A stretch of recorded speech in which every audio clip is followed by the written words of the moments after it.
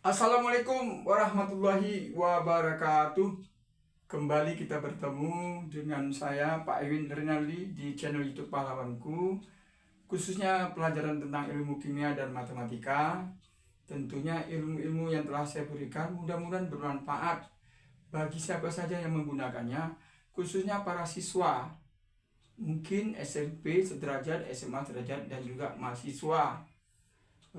Juga boleh juga orang tuanya atau bunda-bunda yang mau belajar, nanti waktu udah paham bisa saja nanti mengajarkan anak-anaknya di rumah. Kali ini kita pertemuan dengan ilmu kimia, ya, ini pertemuan yang ke-20 dan video yang ke-35, dan judulnya adalah entalpi pembentukan dan entalpi penguraian pada persamaan reaksi termokimia. Nah, persoalan ini banyak yang masih banyak para siswa yang kurang paham, ya. Tapi di sini nanti akan saya ajarkan sejelas-jelasnya, sedetail mungkin supaya mereka paham. Nah, bayangkan ada satu persoalan, misalnya diketahui delta H C2H2, ya, sama dengan positif 227 kJ per mol. Jadi delta H C2H2 atau pembentukan C2H2 itu, karena dia positif berarti diserap kalor sebesar 227 kJ per mol. Itu maksudnya. Ditanya ada 5, bisa ditanya, bisa juga ada 6, bisa juga sampai 7, ya, dan seterusnya, ya. Ini kita buat 5 aja dulu. Bahwa yang pertama tanya, tuliskan persamaan reaksi endotermnya. Kenapa ditanya persamaan reaksi endoterm? Karena adalah ini positif, jadi positif dan endoterm. Kemudian tuliskan persamaan reaksi eksotermnya. Nah, nanti kita jelaskan, ya. Dan yang ketiga, kalor dibebaskan penguraian 1 mol C2H2. Berikutnya, entalpi penguraian 1 mol C2H2. Jadi ini antara nomor 3 nomor 4 nih, awas, hati-hati, ya. Biasanya ini sering terjebak, ya. Terjebak para siswa biasanya terjebak itu di pilihan seandainya soal itu dalam bentuk multiple choice, ya. Kemudian yang kelima, jika gas asetilena atau C2H2, jadi C2H2 itu senyawa alkuna, ya, namanya etuna, tetapi nama lainnya adalah asetilena. Yang besarnya yang terbentuk 50 gram, dan diketahui bahwa ARC12 air H1. Kemudian hitung besarnya kalori yang diserap pembentukan gas tersebut. Berapa kalori yang diserap, berarti kalori yang dibutuhkan. Jadi kalori yang diserap itu maksud dibutuhkan. Jadi ini adalah nanti kalori yang dibutuhkan yang diserap. Jika yang terbentuk itu asetilenanya 50 gram. Oke, kita mulai dari nomor 1, ya. Oke, dari nomor 1, ya, kita jawab, ya, nomor 1 ini. Nah, pertama saya ingatkan kepada kita bersama, saya kepingin kalian harus sudah di luar kepala, ya, unsur-unsur pembentuk dan pengurai. Jadi kalau unsur-unsur pembentuk dan pengurai itu, kalau dia 7 unsur yang pernah saya sampaikan, unsur itu adalah hari olahraga nasional. Maaf, ya, biar lebih enak. Fitri, ya, Fitri Celit baru ikut hari olahraga nasional. Nah, gitu ya, lebih mudah, ya. Tadi kan saya buat hari olahraga nasional, sekarang lebih bagus seperti ini. Fitri Celit baru ikut hari olahraga nasional. Ini ada 7. Semuanya di dalam keadaan diatomik atau unsur yang beratom 2. Nah, ini ada 7. Jadi namanya ini adalah 7 unsur diatomik. Diatomik artinya unsur yang beratom 2. Jadi di ini artinya 2. Artinya 2, diatomik. Ulangi, ya. Fitri Celit baru ikut hari olahraga nasional. Nah, semuanya dalam keadaan 2. Selain dari mereka ini 7 ini tidak boleh memakai 2, tetapi dalam keadaan monoatomik. Nah, itu maksudnya, ya. Maka kita sudah bisa menjawab nomor 1, persamaan reaksi endoterm, bahwa C2H2 dibentuk dari C dan H. Tanda panah, C dan H, tanda panah, C2H2 titik koma delta H sama dengan sama dengan ya positif 227 kilojoule per mol. Nah, C tidak ada di sini, maka C saja. H ada, berarti H2. Itu maksudnya. Nah, kemudian ini kan pernah saya sampaikan, ini dalam keadaan harus 1 mol. Artinya koefisien ini kan 1, menunjukkan dia per mol. Maka yang sebelah kiri lah yang menyamakan jumlah atomnya tersebut. Lihat, C-nya 2, C-nya 1. Letakkan angka 2 sini. Karena 1 kali 2, 2. H2, H2. Selesai. Inilah namanya persamaan reaksi endotermnya. Ya, paham ya? Ini persamaan reaksi endotermnya. Bagaimanakah persamaan reaksi eksotermnya? Dibalik. Nah, kenapa dibalik? Karena eksoterm itu nilai negatif. Kalau ini jadikan negatif, maka persamaannya harus dibalik. Nah, bagaimana cara baliknya? Ya, maka C2H2 tanda panah 2C ditambah H2 titik koma delta H sama dengan jadi negatif 227 kilojoule per mol. Inilah dia persamaan reaksi eksotermnya. Dari mana kita tahu eksoterm? Karena ini negatif. Nah, saya beritahu ya bahwa kalau di sebelah kanan sebelah kanan endo, tadi ini kan kanan endo, maka sebelah kiri ekso maksudnya eksoterm ya. Nah, makanya ini sebenarnya tadi ini ya, sebelah kirinya ekso. Membuktikan dia ekso, maka dibalik. Itu maksudnya. Paham ya?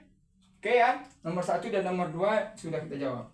Berikutnya kita mau jawab di nomor 3. Ini hapus semua ya, bos. Jadi tolong juga dipahami tentang tadi tuh 7 unsur diatomik. Karena itulah pangkal dari pemahaman kita terhadap persamaan reaksi termokimia ini, ya, ekso dan endo. Kalau dan dibebaskan penguraian 1 mol C2H2. Nah, jadi kalau ditanya kalor, maka ambil saja harga kalornya. Positif negatifnya nggak boleh. Jadi kalor dibebaskan. Nah, dibebaskan. Kalor dibebaskan, penguraian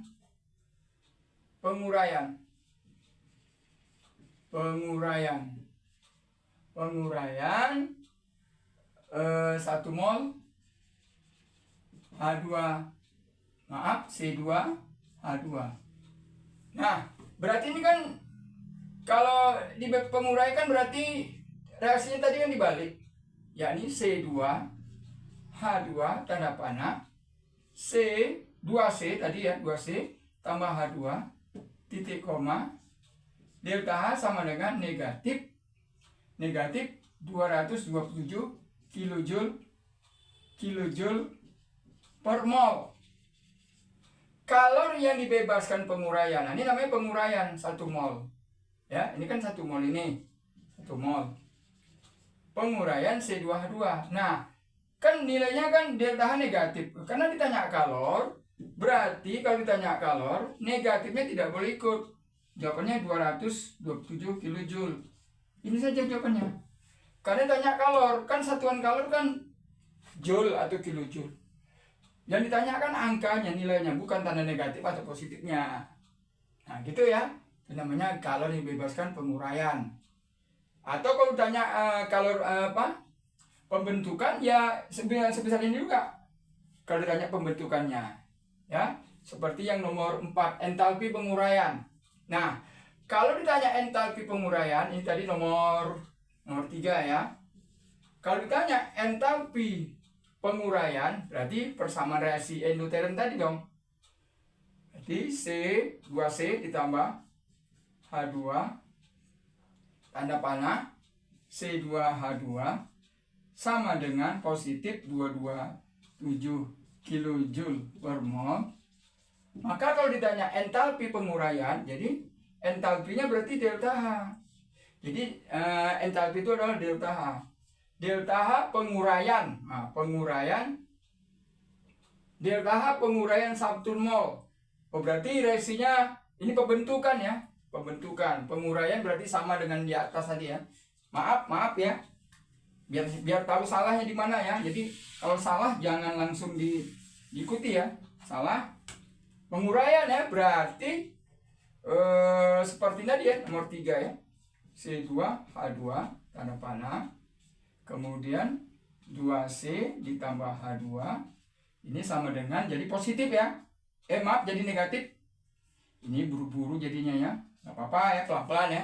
Negatif. Jadi kalau ditanya delta H-nya berarti sama dengan jawabannya adalah negatifnya diikutkan kilojoule per mol. Itu bedanya dengan nomor 3. Nah, sengaja memang saya itu membuat soal yang mirip-mirip jawabannya. Kalau ditanya kalornya, positif negatifnya jangan ikut. Kalau ditanya delta H, entalpi penguraian, entalpi itu kan delta H, maka tanda negatif kalau ada negatifnya ikut, tanda positifnya juga positif ikut. Boleh jadi nanti di kunci jawaban ada yang memakai negatif buat 7, ada tidak memakai negatif. Sama seperti ini juga. Kalau soalnya dalam bentuk multiple choice. Ya. Jadi tolong dipahami ya, nomor 3 dengan nomor 4 ini tadi waktu kita menjawab memang salah, saya perbaiki cepat biar kalian paham ya. Karena memang persoalan ini memang harus kita hati-hati dan pelan-pelan. Nah, berikutnya adalah di yang nomor 5. Ini dihapus lagi ya. Nomor 5 itu ditanya adalah jika gas asetilena itu terbentuk 50 gram ya. Jadi asetilena ini nomor 5 ya, asetilena ini C2H2 ini terbentuk katanya 50 gram. Ya, 50 gram. Nah, kalau 50 gram berapa besarnya kalor? Nah, ini ya, kita apakan dulu ya. Pertama kita buat dulu MR-nya dulu. MR C2H2. Mencari MR itu adalah gabungan AR. Berarti ARC ditambah ARH. Ya, jadi kamu nggak usah bingung-bingung. ARC itu sudah ada di daftar, di soal, sudah ada di soal. Yakni 2 ini dikali 12 atau terbalik boleh. 12 kali 2 boleh. Ditambah 1 hanya 2 dikali 1 berarti 24 tambah 2 kali 26. Ini MR-nya. Kenapa kita kemari ke MR? Karena ini ada massa. Biasanya massanya temannya MR. Nah, kita cari dulu ya antara apa hubungan MR sama gram ya. Mencari mol rumusnya sama dengan massa atau gram per MR. Ini rumus. Mencari mol itu sama dengan gram per mr.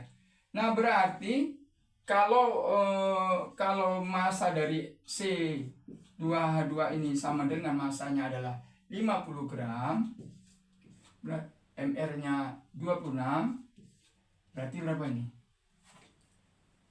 Nah, sekitar berapa ya? Sekitar 0,9 ya, 0,9 mol ya. Maaf. Ntar kalau dia 2, 52, berarti sekitar 1,9 ya. 1,9 ya. Mol lebih kurang ya, lebih kurang. Nah, atau kalau ini kita jadikan 52, ini jadinya 52 dibagi 26, jawabannya 2 kan. Tapi kalau 50 dibagi 26 sekitar 0,9 mol lah. Ya, sekitar 1,9 mol. Boleh juga kalau mau kita rubah, boleh ya. Kita rubah ya biar kita paham, boleh aja ya, kita rubah ya. Ini 2, kita rubah nggak apa-apa, nggak ada masalah ya. Ini 2, ini jadi 2 mol. Karena 52 dibagi 26 kan 2 mol ya. Ini untuk simpelnya saja dulu ya, supaya nanti kita paham. Nah, tadi sama-sama kita pahami bahwa setiap 1 mol C2H2 yang dibentuk itu ternyata menyerap, ini kan namanya menyerap kalor 227 kilojoule setiap 1 mol. Hitung misalnya kalian diserap kalau dia 2 mol. Maka kalau dia 2 mol dikali 2 dikali 227 kilojoule. Nah, berarti berapa nih jawaban ini? 454 ya. 454 kilojoule. Benar ya? 454 kilojoule. Nah, ini fungsinya kita memahami setiap di dalam sebuah persoalan dengan sederhana. Dan dasar-dasar ini memang harus kita pahami. Dan ini merupakan soal-soal yang masih sederhana, masih dasar-dasar. Sementara nanti soal itu makin lama makin sulit, makin susah. Apalagi nanti dikaitkan dengan dengan zat-zat yang lain yang kalau bagaimana seandainya zat ini dicampurkan ke dalam zat itu, berapa energinya, berapa kalornya. Jadi energi sama kalor itu masih sama. Ini yang lebih rumit ya. Nah, makanya tolong cepat-cepat dipahami tentang dasar-dasar ilmu kimia itu. Dan ilmu kimia ini sebenarnya sangat menarik. Tanpa kita sadari berhubungan dengan kegiatan kita sehari-hari. Kejadian di alam kita ini ya, mungkin di darat, mungkin di laut, di udara, mungkin di makanan, di lingkungan ya, dan lain sebagainya. Mudah-mudahan kalian paham, dan jangan lupa tetap semangat untuk belajar. Dan ingat, marilah kita belajar sejak kecil kita ya, sejak dini, dan mulai saat ini jangan tunggu-tunggu. Dan kalau bisa kita belajar dengan hati, artinya kita jangan cemas, jangan emosional, tenang, sabar, dan selalu sabar. Karena dalam persoalan kimia dan matematika itu pasti makin lama makin sulit ya. Tetap semangat para siswa sekalian dimanapun kalian berada, dan juga mahasiswa serta orang tuanya, tetap semangat. Dan jangan lupa subscribe dan klik tombol loncengnya, dan kalau bisa di-share kepada orang banyak agar bergunalah ilmu ini untuk kita sendiri dan untuk orang banyak, terutama juga untuk saya pribadi. Demikian, salam kimia.